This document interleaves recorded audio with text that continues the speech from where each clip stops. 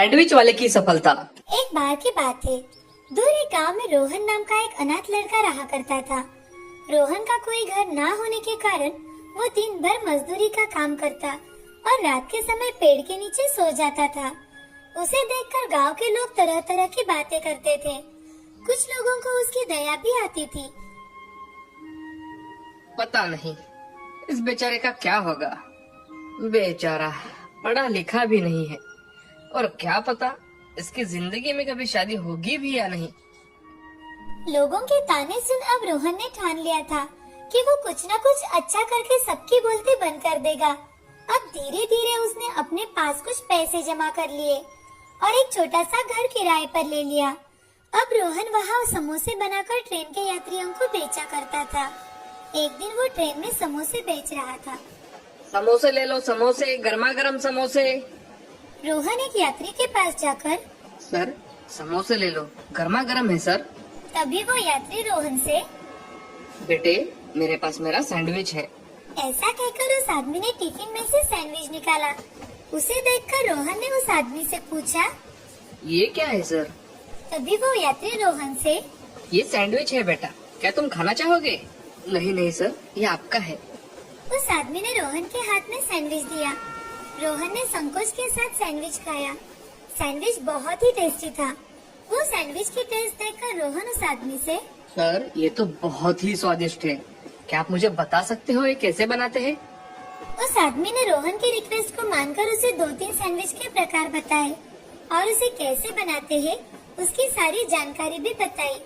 वो आदमी रोहन को 1 घंटे तक विविध प्रकार के सैंडविच के नाम बताता रहा।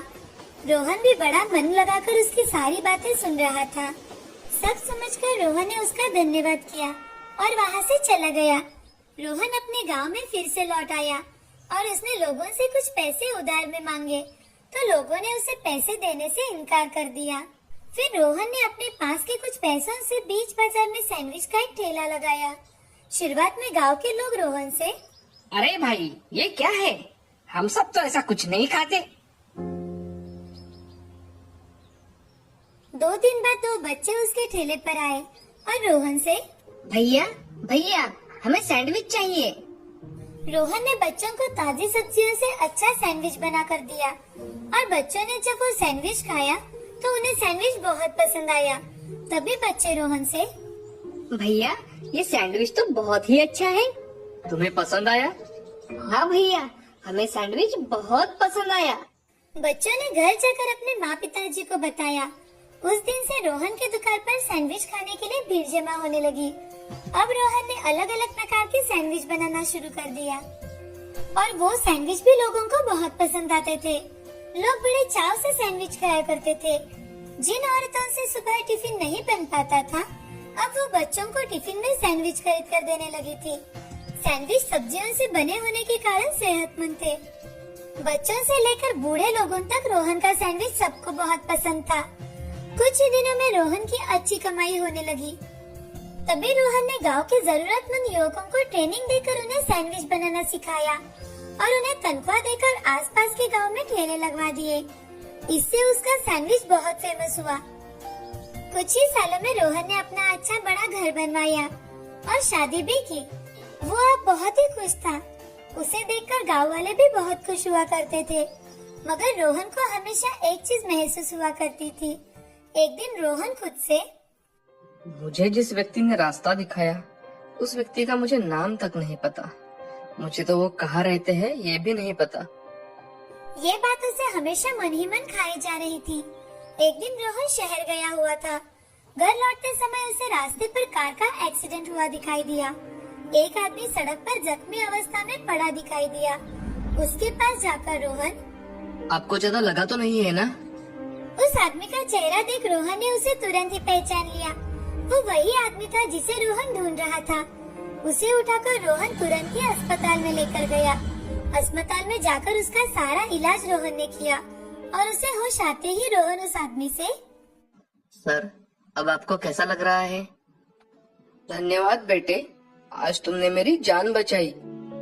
नहीं सर, धन्यवाद तो मुझे आपसे कहना था। आपने मेरी पूरी जिंदगी बदल दी सर। सर आपका नाम क्या है? बेटे मेरा नाम नरेंद्र है। और मैंने कैसे तुम्हारी जिंदगी बदल दी बेटा? रोहन ने नरेंद्र जी को सारी आप बीती सुनाई। नरेंद्र जी भी रोहन की कामयाबी पर बहुत खुश हुए। रोहन बड़ा खुश था कि उसने नरेंद्र जी की मदद की थी। अब नरेंद्र जी भी कभी कभी अपने पूरे परिवार के साथ रोहन के हाथ का सैंडविच खाने के लिए आ जाया करते थे।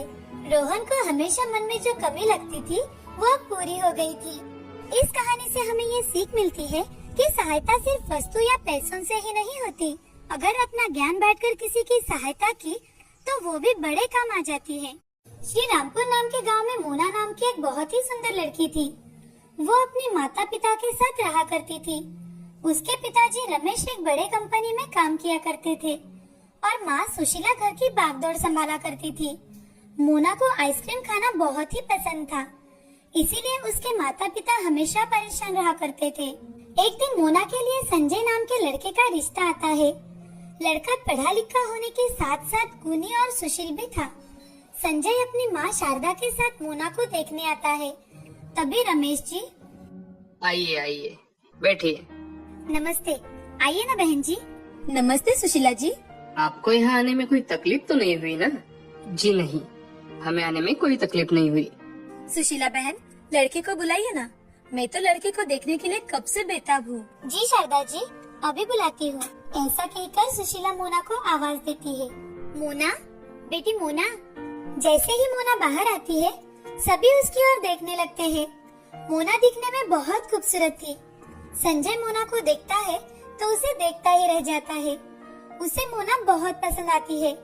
मोना सबके सामने आकर चाय नाश्ता देती है और उनके सामने बैठ जाती है। उसे देख शारदा, बेटी यहाँ हमारे पास बैठो। मोना शारदा के पास बैठ जाती है। शारदा मोना से कुछ बातें करती है। तभी घर वाले मोना और संजय को अकेले बात करने के लिए भेज देते हैं। संजय मोना से, जी आपको क्या काम करने में रुचि है?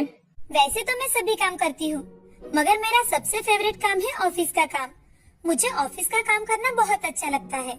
और आपको खाने में क्या पसंद है? मुझे खाने में तो आइसक्रीम बहुत पसंद है। मैं सुबह शाम आइसक्रीम खा सकती हूँ। अच्छा, आइसक्रीम आपको इतनी पसंद है? जी। संजय और मोना थोड़ी देर के लिए बातें करते हैं और नीचे आते हैं।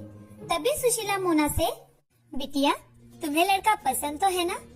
मोना शर्मा कर वहाँ से चली जाती है। तभी शारदा अपने बेटे संजय से, तुम्हें लड़की पसंद है संजय? हाँ माँ। संजय के हाँ कहते ही सुशीला सभी का मुंह मीठा करती है। कुछ ही दिनों बाद संजय और मोना की शादी हो जाती है। शादी के बाद सब सही चल रहा था, मगर मोना की आइसक्रीम खाने की आदत ससुराल में नहीं छूट पाई थी। ये देख शारदा चिंतित रहने लगी। शारदा एक दिन मोना से, अरे बहू, थोड़ा आइसक्रीम कम खाया करो। हमारे घर में दूसरा भी कुछ खाने के लिए बनता है, उसे खाया करो। सासू माँ, आइसक्रीम से ज्यादा अच्छी चीज तो इस दुनिया में है ही नहीं। मैं हर रोज आइसक्रीम खा सकती हूँ। हाँ वो तो दिखता है, मगर तुम्हें पता भी है इसे खाने से क्या क्या नुकसान होते हैं? सासू माँ, इसके नुकसान के बारे में क्यों सोचती हो आप? ये सोचिए ना, बनाने वाले ने क्या चीज बनाई है जिसे कितना भी खाओ मन ही नहीं भरता। बहू, जब तुम्हें जुकाम, मोटापा या फिर सिर दर्द होगा ना, तब पता चलेगा। जबकि तब देखेंगे सासू माँ। मैं तो इस दुनिया में आइसक्रीम खाने के लिए ही आई हूँ। मैं तो हर रोज आइसक्रीम खाऊंगी। तुमसे तो बात करना ही बेकार है। जाने दो, मैं मेरा काम करती हूँ। शारदा वहाँ से चली जाती है। शारदा बेचारी आए दिन अपने बहू को बहुत समझाती है, मगर मोना उसकी बातों पर ध्यान ही नहीं देती और अपनी सास की बातें टाल देती थी। उस पर किसी भी बात का कोई असर नहीं होता था। वक्त बीतते जाता है। धीरे धीरे मोना के दांतों में दर्द शुरू हो जाता है, मगर मोना उस बात पर ध्यान ही नहीं देती और आइसक्रीम खाती रहती है। धीरे धीरे उसका वजन बहुत बढ़ जाता है। उसका बढ़ता हुआ वजन देख संजय एक दिन मोना से, अरे मोना, जरा खुद की ओर तो देखो, कितनी मोटी लग रही हो तुम। संजय जी, आप और आपकी मम्मी हमेशा मेरे पीछे ही पड़े रहते हैं। मैं इतनी सी मोटी क्या हो गई? आप तो मुझे बहुत बोलने लगे हैं। मैं तो हर रोज आइसक्रीम खाऊंगी। मोना, तुम्हें आइसक्रीम खाना थोड़ा कम कर दो, नहीं तो तुम्हें शुगर और हार्ट की बीमारी हो जाएगी। आप खामखा ही इतना डर रहे हैं। मुझे कुछ नहीं हुआ है। अरे मोना, मैं तो तुम्हारे अच्छे के लिए कह रहा हूँ ना। आप मेरी टेंशन मत लो, मुझे कुछ नहीं हुआ है। ठीक है, चलो मैं ऑफिस जा रहा हूँ। जी। संजय ऑफिस के लिए निकल जाता है। मोना दोपहर के समय आइसक्रीम खाते हुए सीढ़ियों से नीचे उतर रही थी। तभी उसे अचानक से चक्कर आ गए और वो सीढ़ियों से नीचे गिर जाती है। सास मोना को इस हालत में देखकर बहुत डर जाती है। वो जल्दी से संजय को फोन करती है और खुद मोना को उठाकर अस्पताल में लेकर चली जाती है। थोड़ी ही देर में संजय अस्पताल में पहुंच जाता है। डॉक्टर उसकी जांच पड़ताल करके उसके कुछ टेस्ट करते हैं। उस टेस्ट में डॉक्टर को मोना का शुगर लेवल बढ़ा हुआ दिखाई देता है। ये देख डॉक्टर बाहर आते हैं। तभी संजय डॉक्टर से, क्या हुआ डॉक्टर साहब, मेरी पत्नी ठीक तो है ना? जी उनका शुगर लेवल बहुत बढ़ गया है, इसलिए उनको चक्कर आ रहे हैं। डॉक्टर साहब, मेरी बहू हर रोज आइसक्रीम खाती है और यूँ कहिए ना कि उसे आइसक्रीम के सिवा कुछ भी अच्छा नहीं लगता। शायद इनकी आइसक्रीम की आदत ही इनकी शुगर लेवल बढ़ने का कारण है। अगर आप उन्हें सही सलामत चाहते हैं तो आपको उनकी ये आदत छुड़वानी होगी। जी डॉक्टर, मैं उसे कभी भी आइसक्रीम खाने नहीं दूंगा। ऐसा कहकर संजय मोना से मिलने के लिए उसके कमरे में चला जाता है। संजय कमरे में जाते ही मोना से, मोना, तुम्हें अभी भी आइसक्रीम खानी है तो बताओ मुझे, मैं अभी आइसक्रीम लेकर आता हूँ तुम्हारे लिए। कौन सी लाऊं बताओ जरा, वेनिला लाऊं, स्ट्रॉबेरी, बटर स्कॉच? हाँ, आप मुझसे ऐसे क्यों बात कर रहे हो? क्या कहा डॉक्टर ने? तुम्हारी ज्यादा आइसक्रीम खाने की वजह से तुम्हें शुगर की बीमारी हो गई है और अब तुम आइसक्रीम तो क्या मीठा तक नहीं खा सकती। क्या? संजय की बात सुनकर मोना जोर जोर से रोने लगती है। उसका रोना देख संजय मोना से, मोना, अब रोने से कोई फायदा नहीं है। हमने तुम्हें कितना समझाया मगर तुमने हमारी एक ना सुनी। मैं इस बात को लेकर नहीं रो रही। तो फिर तुम रो क्यों रही हो? मैं आइसक्रीम नहीं खा सकूंगी इसलिए रो रही हूँ।